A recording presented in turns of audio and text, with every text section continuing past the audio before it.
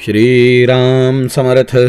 श्री गणेशाला, शारदेला, समर्थ सद्गुरूंना, सोतांना, सनकादिकांना, शुकाचार्यांना वंदन करून क्षणभर नामस्मरण करू.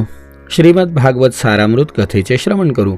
ओम नमो भगवते वासुदेवाय. ओम नमो भगवते वासुदेवाय. ओम नमो भगवते वासुदेवाय. ओम नमो भगवते वासुदेवाय. ओम नमो भगवते वासुदेवाय. गोपाल कृष्ण भगवान की जय. सच्चिदानंद रूपाय विश्वोत्पत्त्यादि हेतवे तापत्रय विनाशाय श्रीकृष्णाय वयं नमः. श्रोतेहो नमस्कार. शुकाचार्य राजा परीक्षितीला सांगतायत, राजा, देवर्षी नारद प्रल्हादाचं चरित्र युधिष्ठिराला सांगत होते. हे सांगत असताना ज्यावेळेला प्रल्हादावरती अत्याचार सुरू झाले त्यावेळेला आपल्या गुरूंकडे शिकायला ठेवलेल्या प्रल्हादाने आपल्या मित्रांना जो उपदेश केला हे ऐकल्यावरती मित्र त्याला म्हणाले की अरे, असं कसं शक्य आहे? देवर्षी नारदांची तुझी भेट कसं होणं शक्य आहे? त्यावेळेला देवर्षी नारद युधिष्ठिराला सांगतायत, दैत्यपुत्रांनी जेव्हा असा प्रश्न केला तेव्हा भगवंताचे परमप्रेमी भक्त प्रल्हादाला मी सांगितलेल्या गोष्टीचं स्मरण झालं. मंद हास्य करीत तो त्यांना म्हणाला, पितरी प्रस्थिते स्माकं तपसे मंदराचलम. आमचे वडील जेव्हा तपश्चर्या करण्यासाठी मंदराचल पर्वतावरती गेले तेव्हा इंद्रादी देवांनी दानवांशी युद्ध करण्याची फार मोठी तयारी केली. ते म्हणू लागले, जशा मुंग्या सापाला खातात त्याचप्रमाणे लोकांना त्रास देणाऱ्या पापी हिरण्यकश्यपूला त्याच्या पापानेच खाऊन टाकलं. देवांनी मोठ्या प्रमाणावर तयारी केली आहे असं जेव्हा दैत्यांच्या सेनापतींच्या लक्षात आलं तेव्हा त्यांचं साहस कमी होऊ लागलं. देवांकडून मार खाल्ल्यानंतर स्त्री, पुत्र, मित्र, आप्तेष्ट, वाडे, गुरढोरं आणि इतर साहित्य यांपैकी कशाचीही चिंता न करता भयभीत होऊन आपले प्राण वाचवण्यासाठी ते सगळेजण अतिशय गडबडीने इकडे तिकडे पळायला लागले. आपला विजय व्हावा या हेतूने देवांनी राजमहालात लुटालूट करायला सुरुवात केली. एवढंच काय, इंद्राने माझी माता पट्टराणी कयाधूला सुद्धा बंदिस्थ केलं. भीतीने व्याकुळ होऊन माझी आई टेटवीप्रमाणे ओरडायला लागली. इंद्र बळजबरीने तिला घेऊन जात होता. दैवयोगाने देवर्षी नारद तिथून चालले होते. त्यांनी वाटेत माझ्या आईला पाहिलं. ते म्हणाले, देवराज, ही निरपराधी आहे, हिला घेऊन जाणं योग्य नाही. महाभागा, या साध्वी परस्त्रीला ताबडतोब सोड. इंद्र म्हणाला, देवद्रोही हिरण्यकश्यपूचे अत्यंत प्रभावशाली वीर्य हिच्या पोटात आहे. प्रसूत होईपर्यंत ही माझ्याजवळ राहील. बालक झाल्यानंतर त्याला मारून मी हिला सोडून देणार आहे. देवर्षी नारद म्हणाले, भगवंताच्या साक्षात परमप्रेही भक्त आणि सेवक हिच्या गर्भामध्ये आहे. तो अत्यंत बलवान आणि निष्पाप महात्मा आहे. तू त्याला मारू शकत नाही. देवर्षी नारदांचं हे म्हणणं मान्य करून इंद्राने माझ्या आईला सोडून दिलं. शिवाय हिच्या गर्भामध्ये भगवत भक्त आहे हे जाणून त्याने माझ्या मातेला प्रदक्षिणा केली आणि तो आपल्या लोकामध्ये निघून गेला.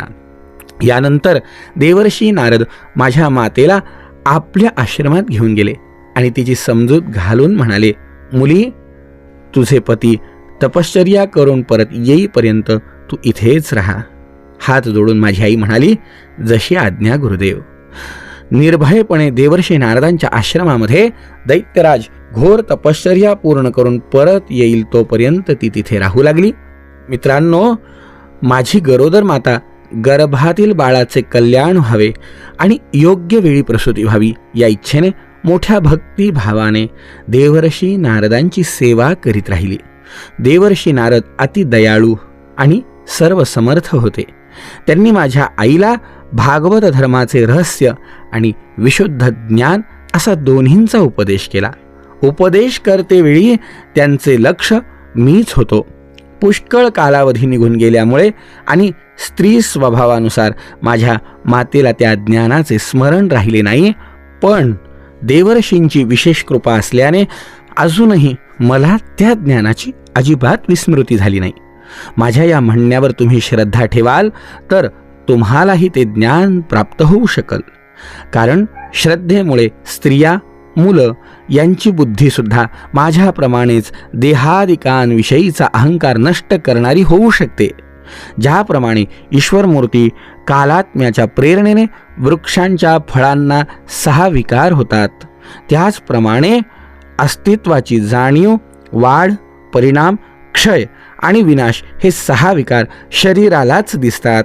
त्यांचा आत्म्याशी काहीही संबंध नसतो. मित्रांनो, आत्म्यामध्ये 12 गुण आहेत. आत्मा नित्य, अविनाशी, शुद्ध, एक, क्षेत्रज्ञ, आश्रय, निर्विकार, स्वयंप्रकाश, सर्वांचे कारण, व्यापक, असंग आणि कोणत्याही प्रकारचे आवरण नसलेला आहे. यांच्या योगाने आत्मतत्व जाणणाऱ्या पुरुषाने अज्ञानामुळे शरीर इत्यादींच्या मध्ये जो मीपणाचा खोटा अहंकार भाव उत्पन्न होतो त्या भावाचा त्याग केला पाहिजे. जो दगडात असलेला सोने काढण्याची युक्ती माहीत असणारा सुवर्णकार त्या युक्तीने सोन्याची प्राप्ती करून घेतो, त्याचप्रमाणे अध्यात्मतत्व जाणणारा पुरुष आत्मप्राप्तीच्या उपायांच्या द्वारे आपल्या शरीररूप क्षेत्रातच ब्रह्मपदाचा साक्षात्कार करून घेतो. मंडळी, हे तत्व शरीरामध्ये भगवंत व्याप्त आहे हे तत्व ज्याप्रमाणे प्रल्हादानी आपल्या मित्रांना सांगितलं, त्याचप्रमाणे संतांनी सुद्धा तुम्हाला मला हे तत्वज्ञान किती सोप्या भाषेमध्ये सांगितलं मला सांगा. संत तुकाराम महाराज तर तुम्हाला मला आवर्जून सांगतात ना मंडळी, देह देवाचे मंदिर, देह देवाचे मंदिर, आत आत्मा परमेश्वर, आत आत्मा परमेश्वर हो, देह देवाचे मंदिर. ज्याप्रमाणे देह देवाचं मंदिर आहे, आत आत्मा हा परमेश्वर आहे.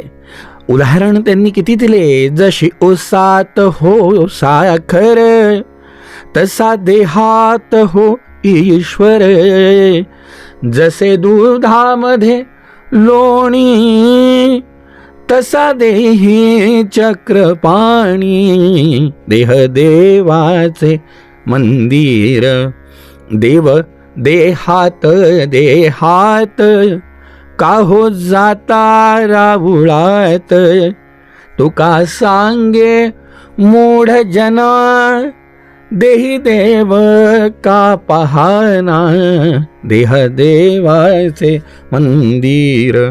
देह देवाचं मंदिर आहे, आतला आत्मा परमेश्वर आहे. उसामध्ये साखर, दुधामध्ये लोणी प्राप्त करायचं असेल, उसाला पिळावं लागणार, दुधाला तापवावं लागणार. देहामध्ये भगवंत प्राप्त करायचं असेल तर साधना करावी लागणार. भगवत प्राप्तीची अलौकिक दिव्य साधना जो करतो त्याला या जीवनामध्ये भगवंताची कृपा नक्की प्राप्त करायला सहज आणि सुलभ मार्ग सापडतो. गुण आणि कर्मांमुळे उत्पन्न होणारे हे जन्म मृत्यूचे चक्र आत्म्याला शरीर आणि प्रकृतीपासून वेगळे करीत नसल्यामुळे चालू आहे.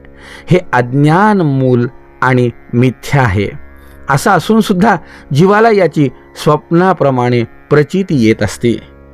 म्हणून हे करण्यासाठी हजारो साधना आहेत, परंतु ज्या उपायाने सर्व शक्तिमान भगवंताविषयी स्वाभाविक निष्काम प्रेम निर्माण होईल तोच उपाय सर्वश्रेष्ठ आहे. ही गोष्ट स्वतः भगवंतांनी सांगितली आहे. यासाठी काय करता येईल तर मित्रांनो, गुरु शुश्रूषया भक्त्या सर्वलब्धार्पणेन च संगेन साधु भक्ताना मीश्वराराधनेन च. गुरूंची प्रेमपूर्वक सेवा करा. आपल्याला जे मिळेल ते सर्व प्रेमाने भगवंतांना समर्पित करा. भगवत प्रेमी महात्म्यांचा सत्संग, भगवंताची आराधना, त्यांच्याविषयी त्यांच्या कथांविषयी श्रद्धा, श्रद्धया तत्कथायांच कीर्तनैर्गुणकर्मणाम. त्यांच्या चरणकमलांचं ध्यान, त्यांची मंदिर, मूर्ती इत्यादींचे दर्शन, पूजन इत्यादी साधनांनी भगवंताविषयी स्वाभाविक प्रेम निर्माण होईल.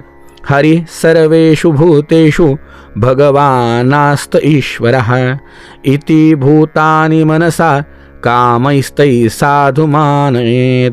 सर्व शक्तिमान भगवान श्रीहरी सर्व प्राण्यांमध्ये विराजमान आहेत.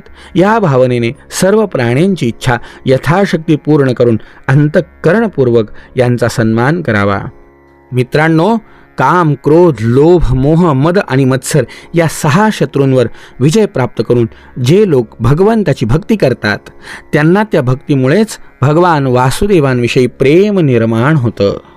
या जगात पापात्म्या जीवासाठी भगवंताची प्राप्ती हीच संसार चक्राला मिटवून टाकणारी आहे. काही विद्वान या वस्तूला ब्रह्म आणि काही जण निर्वाण सुखाच्या रूपात ओळखतात.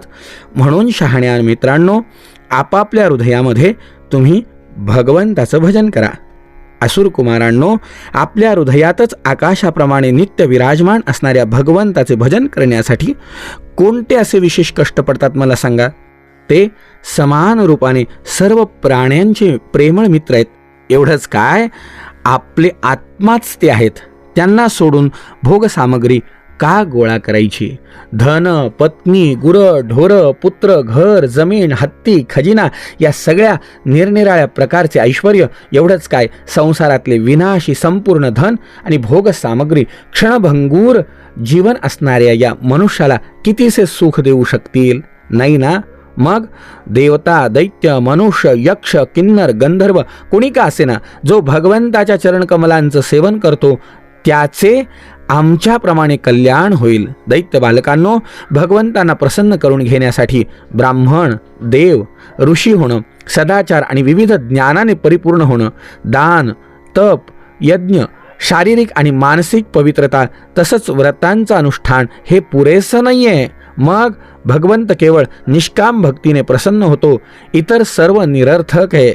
म्हणून दानव बंधूंनो, तत्तो हरो भगवती भक्तिं कुरुत दानवः. आपल्यासारखेच सर्व प्राण्यांना समजून सर्वत्र विराजमान सर्वात्मा सर्वशक्तिमान भगवंताची भक्ती करा. भगवंताच्या भक्तीच्या प्रभावाने दैत्य, यक्ष, राक्षस, स्त्रिया, क्षुद्र, गवळी, पशु, पक्षी आणि पुष्कळसे पापी जीवसुद्धा भगवत भजनाला प्राप्त होतात, भगवत पदाला प्राप्त होतात. या शरीरात जीवाचा सगळ्यात मोठा स्वार्थ एवढाच आहे की त्याने भगवंताच्या अनन्य भक्ती प्राप्ती या सगळ्या गोष्टींची आपल्या जीवनात प्राप्ती करून घ्यावी. नेहमी सर्व ठिकाणी आणि सर्व वस्तूंमध्ये भगवंताचं दर्शन करणं हेच त्या भक्तीचं स्वरूप आहे. मुलांनो, ही भक्ती मी देवर्षी नारदांकडून ऐकली, म्हणून मी तुम्हाला ही भक्ती आवर्जून सांगितली. नक्की हिचं अनुकरण करा आणि आपल्या जीवनाचं कल्याण करून घ्या. हे सांगितल्यावरती या मुलांना आनंद वाटला आणि पुढे काय झालं उद्याच्या चरित्रामध्ये श्रवण करण्याचा प्रयत्न करू. जय जय रघुवीर समर्थ.